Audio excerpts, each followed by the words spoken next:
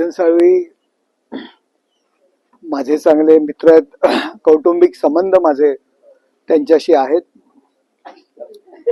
ठाकरेंचा हा स्वभाव आहे आणि त्या स्वभावानुसार ते वागतायत.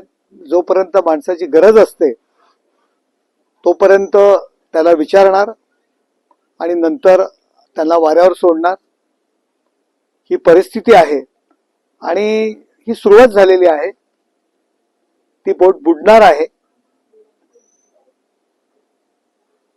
आणि मी एवढं त्या संदर्भात बोलेल की ही ओटी लागायला सुरुवात झालेली आहे. मग ते शिंदे गटात जातील का भाजप गटात जातील अशा चर्चा सुरू झाली. माझी त्याच्याविषयी त्यांच्याशी चर्चा झाली नाही. मी नक्कीच त्यांच्याशी बोलेल, परंतु त्यांना सोडण्यास लोक आता बरीचशी लोक सोडणार आहेत. मुंबईमध्ये सुद्धा हीच परिस्थिती आहे. जे काही आमदार जे काही निवडून आलेले आहेत ते सुद्धा सोडण्याच्या तयारीत आहेत. सर, नवीन वर्षामध्ये आपली शिवसेना ऍक्शन मोड मध्ये आलेली पाहायला मिळते. महापालिका निवडणुकीसाठी 100 जागा लढण्याची तयारी आहे आणि महायुतीत जरी लढवली गेली तरी 100 जागांची अपेक्षा आहे. महायुती म्हणून आमची लढण्याची तयारी आहे. युतीचे नेते एकत्र बसतील, त्याविषयी निर्णय घेतील आणि नेते जो निर्णय घेतील त्या निर्णयाला आम्ही बरोबर असू. महानगरपालिकेला समजा युती नाही झाली तर स्वतंत्रपणे सुद्धा लढण्यासाठी आमची तयारी आहे. सर, एकंदरीत बघायला तर महायुती धर्म पाळला जाईल का? मग महायुतीचा धर्म तर पाळलाच पाहिजे. महायुती ही कुठलं पद मिळण्याकरता झालेली नाहीये. महायुती या महाराष्ट्राच्या राजकारणाला नवीन दिशा देण्याच्या दृष्टीने काँग्रेसच्या विरोधात ही महायुती झालेली आहे. त्यामुळे महायुतीचा धर्म प्रत्येकाने पाळला गेला पाहिजे. पालकमंत्री पदावरून अजून देखील रस्सीखेच आहे. नाही, काही रस्सीखेच नाहीये. थोड्याच दिवसात पालकमंत्री जाहीर होतील.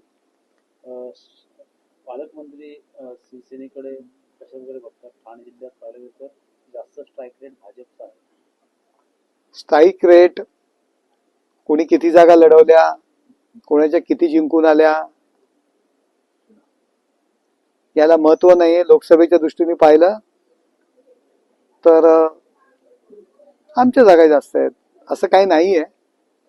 या ठिकाणी महायुतीमध्ये विधानसभेच्या जागांचं डिस्ट्रीब्युशन झालं होतं आणि शिवसेनेचा ठाणे हा बालेकिल्ला आहे. तळागाळापर्यंत शिवसेना पोहोचलेली आहे.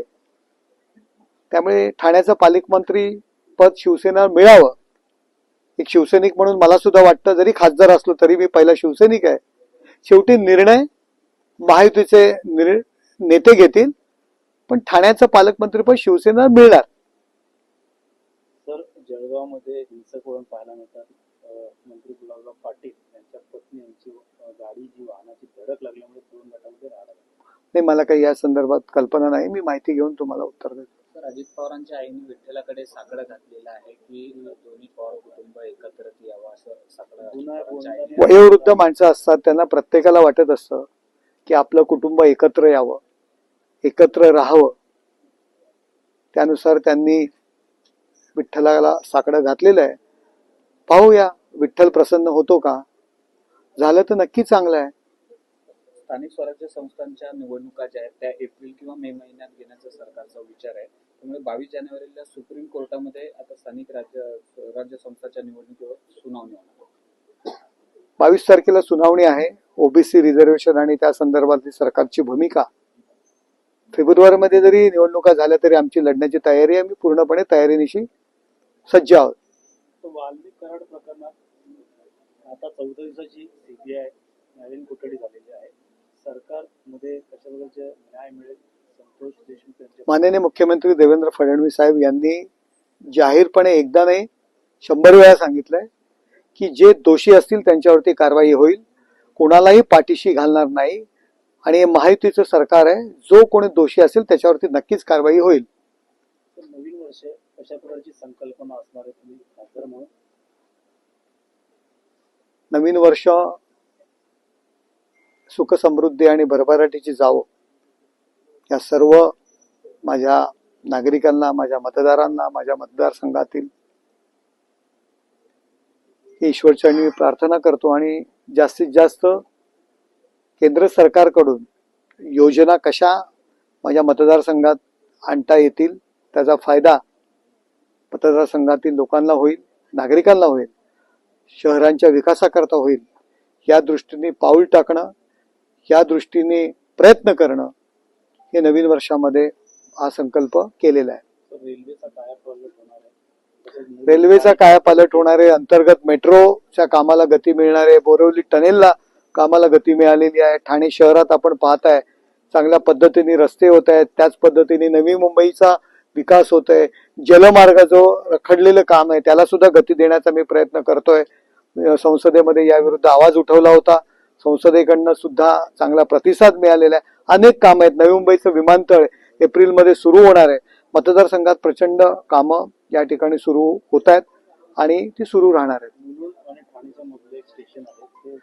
जो मुलुंड आणि ठाणे स्टेशनच्या मधलं जे आपण एक एक्सटेंडेड स्टेशन करतोय त्याही कामाला आपण गती दिलेली आहे. त्याच्या सोबतची काही त्याला जे लागणारं इन्फ्रा आहे ते सुद्धा आता तयार होत आहे. जवळजवळ त्या ब्रिजचं काम पूर्ण झालेलं आहे आणि थोड्याच दिवसामध्ये ज्या काही न्यायालयीन अडचणी आहेत आणि टेक्निकल काही अडचणी आहेत त्या दूर होऊन कामाला सुरुवात होईल. प्रत्यक्ष स्टेशनच्या कामाला त्याच्या आजूबाजूचा इन्फ्रा तयार झालेला आहे.